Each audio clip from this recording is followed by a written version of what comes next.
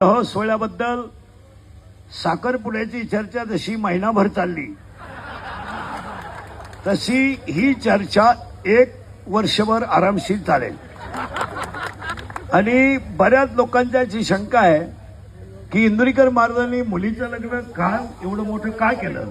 तर लोकांचा पहिला एक शंका आहे की इंदुरीकर महाराज लोकांना सांगतात की लग्न साधे करा आणि स्वतः मोठा केला। त्याचं उत्तर असं आहे, ज्याची परिस्थिती आहे, ज्याला संतांनी दिलाय, आणि ज्याच्यावर ज्ञानोबा रायाची कृपा आहे त्याने जरूर करावं। पहिली शंका आहे।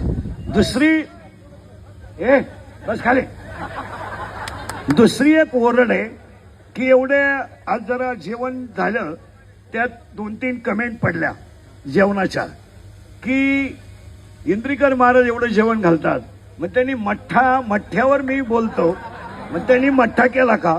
तर पहिला प्रश्न, तो मठ्ठा मी माझ्या सगळ्या कार्यक्रमातून वजा केला, म्हणजे त्याच्याबद्दल बोलायचं तुम्हाला राईट नाही। दुसरी गोष्ट, बऱ्याच लोकांनी गुलाबजामुनची चर्चा केली, तो लांब असावा। मी गुलाबजामुन केलाच नाही, हा दुसरा मुद्दा केला। तिसरा मुद्दा असा होता लोकांचा की बऱ्याच आज दिवसभर ओरड होत्या की तिसरी गोष्ट अशी होती, महाराष्ट्रीयन जेवण असावं।